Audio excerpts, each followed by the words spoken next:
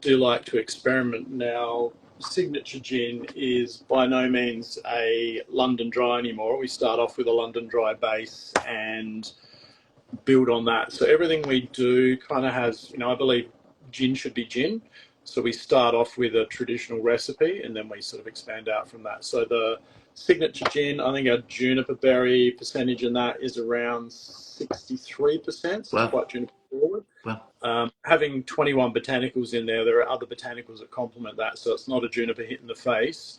We've got a lot of other flavours in there that work with that to create a really bold gin. So all of our gins, I suppose we stick to the traditional European laws that it should be over. I think it's 51% of your botanical makeup should be berry. So we try to stick to that as much as we can.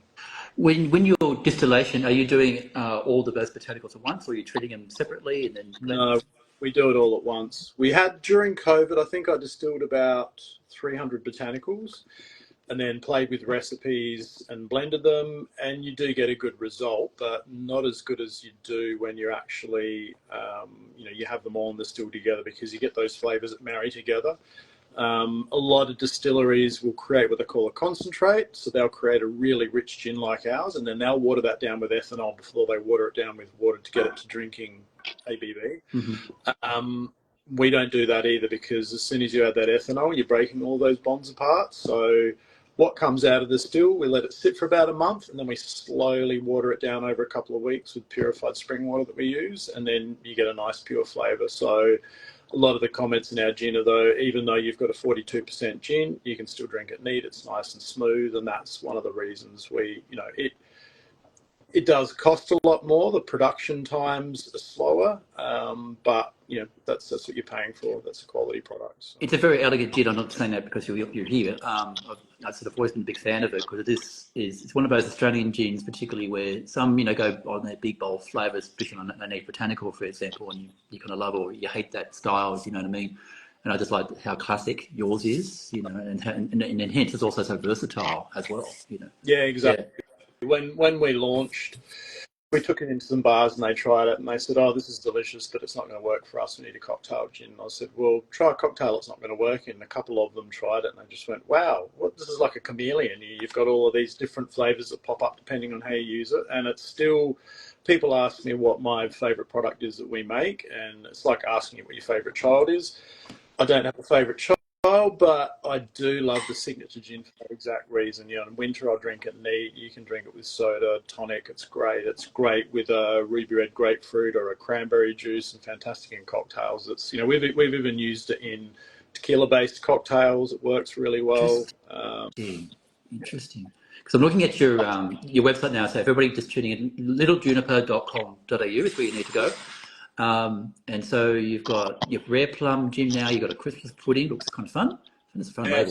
So actually, this morning the Christmas pudding's an interesting one. Sorry to cut you off. No, go.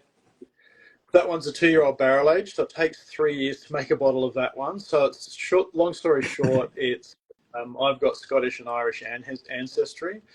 We believe, we should have checked with my grandmother before she passed away, but we believe the Christmas pudding recipe is Scottish more than Irish. So I inherited it, came to me on 3 pages, pretty much like parchment paper in old cursive. I couldn't read half of it. Had to get my father to help decipher a few lines. I said I couldn't figure out what these things were. And he goes, "Oh, that's threepence and pennies." So a shilling, sorry. So it's something that each generation, someone inherits it, and then they're not allowed to share it with anyone. No one's allowed to help them make the pudding. It's been 15 years since my mum passed away. I still haven't made the pudding, but turned it into a gin. So she used to add brandy to the top of the pudding. We didn't want to do that. So I thought, pretty much after I'd made it, it was delicious. And I thought, well, this isn't quite right. We need to do something to get that brandy essence in there. So we barrel aged it. So the first year we used a virgin Italian oak barrel, which was delicious. It was still on the hot side. Then the second year we used a Solaris system of 3 barrels. So we start with an ex-American oak, which is a bourbon. Didn't let it sit in there for too long. We didn't want to pick up too much of that bourbon flavour. And then we go into a French oak, which had Australian tawny. And then the final one was a Spanish Pedro Jimenez sherry barrel that we brought over from Spain, which, when that arrived, it was like Christmas. There was probably 6 to 8 litres of sherry in the bottom of it, and it's like motor oil. I've kept it. I drink it slowly, and it's absolutely Oh, stunning. So wow. this year, that was last year's, and then this year, which will be the 2024 release, it's always a year behind, even though it takes 3 years to make. I literally took it out of the barrels this morning, so we finished that in a 4th barrel, which is something a little special. And I thought last year's was good. This year's is incredible. It's just, yeah, I can't wait to bottle it and have people try it. That sounds fantastic. I'll read my question list and have what excites you about gin. I think I'm getting it already from you because because you've been going how many years? Quite a few years now, and your passion's still there, and that creativity, innovation clearly gets you out of bed in the morning. Yeah, I was thinking about that today. I was distilling, and it's a weekend. I pretty much work 7 days a week, and if I'm not working, I'm always thinking about it. And I think coming from a background of film and TV for 30 years, someone said to me last week, I said, "This is just really different. You've gone from one career to another that are totally different." And I said, to me, they're exactly the same. It's a really creative process. I suppose with the branding and marketing, this was the first thing that I'd ever created for myself. Everything I created for 30 years was for other people. Right. Yes, I've done my own work, but commercially. And there's something rewarding about putting something in a bottle. You've created the branding, even the box it goes in to go to a wholesaler or something, you created the branding and that, the website, everything. It just tells a story of who you are, and it's really, I love the creativity on it. And I get easily bored, and maybe I've got ADHD, I don't know, some people would say so. But as soon as I get bored, it's like, right, it's time to step it up and change something. And then the other side of me is probably 50-50 is the business side, which I love as well. So they fight with each other quite a bit, hence the print. The last 5 years, I want to do a vacuum distilled gin, I want to do this and I want to do that, but I can't do it affordably and commercially release a gin for $150. So it's been looking at how to do that affordably, and that printer will help us with that, because we can print off 10 labels or something if we want, and then send it out to fans and whatnot. That's very interesting. I was going to say, I'm going to talk about your cellar door in a minute, but the ecosystem, for folks who don't know, South Australia, middle of Australia, Adelaide, capital city thereof, and it's almost by virtue of its location, almost a self-contained entity in so many ways. And so you go to bars there, and all you see is South Australian spirits, which is perfectly fine. It's a very healthy ecosystem of great bars and hotels and things. But you've branched out, it seems to me. That do you see now your market's expanded by virtue of beyond where you're at? Yeah, Adelaide's a tough market. It's a small city. They do support local, which is great. But I suppose about 6 months ago, I was looking at Sydney, Melbourne, and Brisbane. We started getting interest from those places, and I sort of thought, all right, we'll dip our toe in and see how it goes. And it's like last weekend, we picked up 5 new bars or hotels in Sydney and Brisbane that I'd never even heard of. So it wasn't from any legwork I've done. It's just word of mouth. We branched out into limoncello and coffee liqueurs. We've got some other things coming as well. Yep. Won Best Australian Fruit Liqueur, and that's just we haven't even marketed it. It's word of mouth. That's selling interstate really well. That's fantastic. So it's sort of nice to see, because we constantly get asked, do you sell in Brisbane? Do you sell in Sydney? Do you sell in Melbourne? It's like, well, no, but we plan to. It's just getting around to it was the hard thing. So while we were waiting for that cellar door, which has been a long time in the making, I sort of planned for this last year and the next 6 months to plan on sales and expand the range. We're in Dan Murphy's here. They're talking about taking the limoncello national, which would be great, because then not only in bars and hotels, but we're in bottle shops, so the public can find us. So yeah, it's been surprising. At sort of sales are never easy, but it's a lot easier interstate than it is locally. Funnily enough, I think it's probably popular as well. Interesting. That's great to hear, Stuart, because some stores I talk to, especially in the Sydney market, they find it very hard to break into, because basically if people think about a bar, there's X amount of real estate, X so many bottles you can fit. So if you're going to add one, someone's got to come off, literally, Yeah, well, we've probably been looking at bars, but also hotels and groups and things like that. So there's a large Sydney hotel group. You're not walking into one of their restaurants. Right. $100 on a meal, and they contacted us, and they're stocking 2 or 3 of our products at the moment. They love them. We're getting turnover, which is great. The sales are great, but at the moment we're just strapped for space. So as your sales are going up, so is your your workload. So it's kind of, we're distilling a lot more, bottling, packaging. You know, we've got a warehouse just simply for storage, which is full of boxes and bottles and things like that. So it's probably a good challenge to have. Speaking of challenges, so you mentioned Cellar Door. You've got plans to expand so people can find you? yeah, so we've got property. I think we spoke to the owner about a year and a half ago, and I literally had a call from him this morning. He's like, all right, we'll get started in the next 2 weeks. So that's about half an hour out of the city from Adelaide, so up in Nan. So on your way to Lot 100, there's a little town there. You probably miss it if you blinked. Turn off there. There's another distillery up in the same area as us called Tin Shed Distilling, who's a mate of mine, Ian and Vic. They specialise in whiskey and rum. And then there's a Spanish brewery that's going in next to ours. So we're taking the rest of the rear of the section. So it was an old abattoirs that a small goods company owned years ago.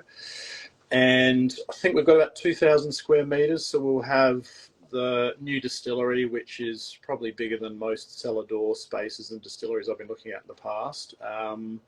That's 2 stories. So we're going to take chunk out of the middle, so the still will come up through, because our new still that we've got sitting in a shipping container is too tall. It's sort of nearly 4.5 meters tall. Wow. I think the Cool. ceiling there we've got to bring up a bit, and then upstairs there'll be a gin school with glass windows where you can look out the distillery and see all the production's happening. We've got capacity for 200 people and another room for events for 100 people. Commercial kitchen, a whole separate area for bottling and packaging.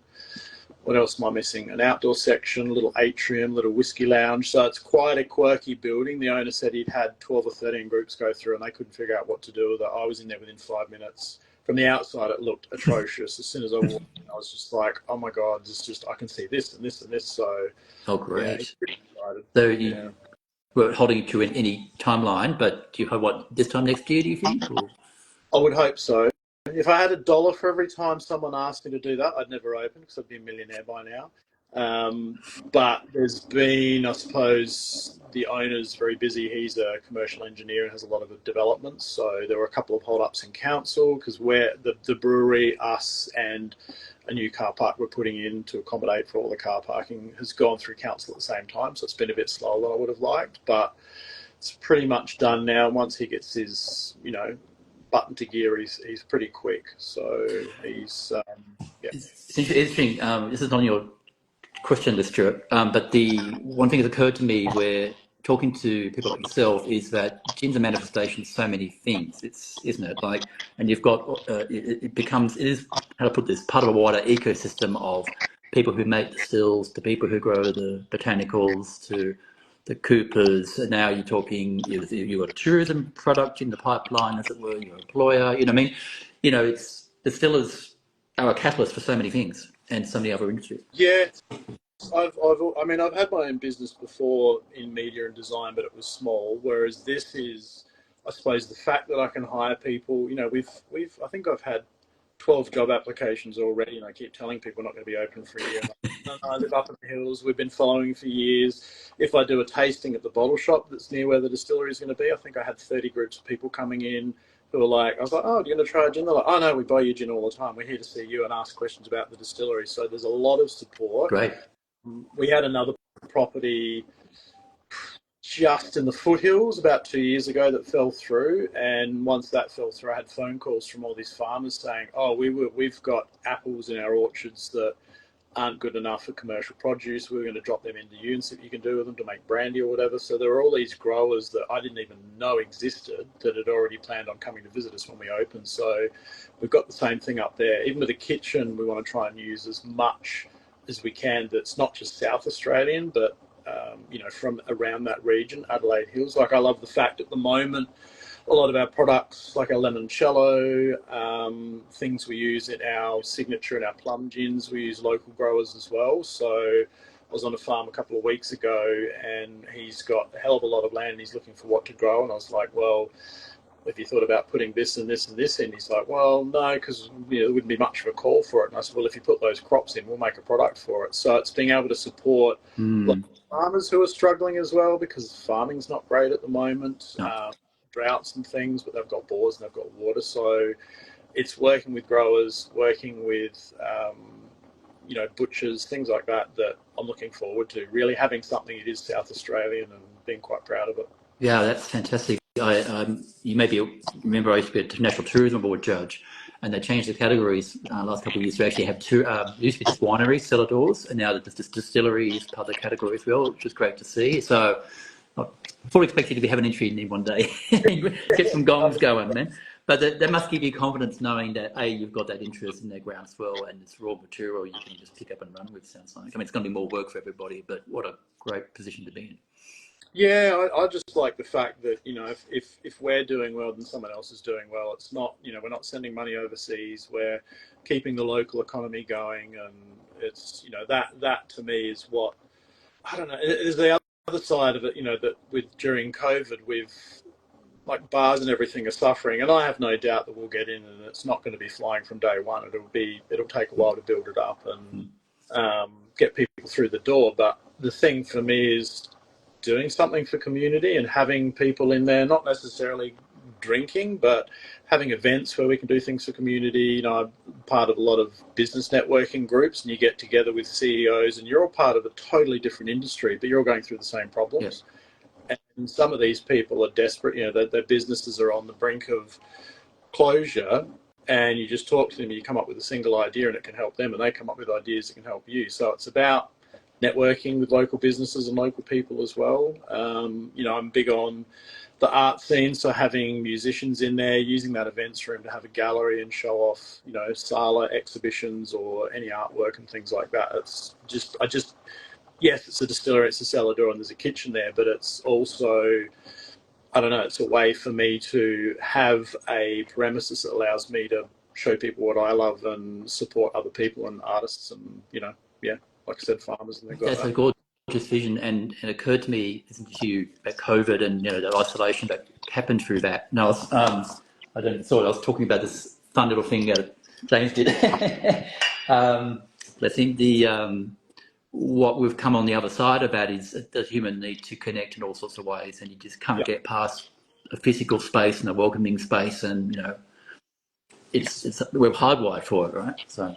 Yeah, I don't know if it's my personality, but I could go months without seeing anyone. I'm working on my own and get plenty done, but catching up with people and going out to a bar or a restaurant, socializing with people, going to those network events or groups and doing things with other people, it just recharges my batteries. It gives me confidence in people again in life, and no matter what's going wrong in life, there's always good people out there, and it's nice to have a chat.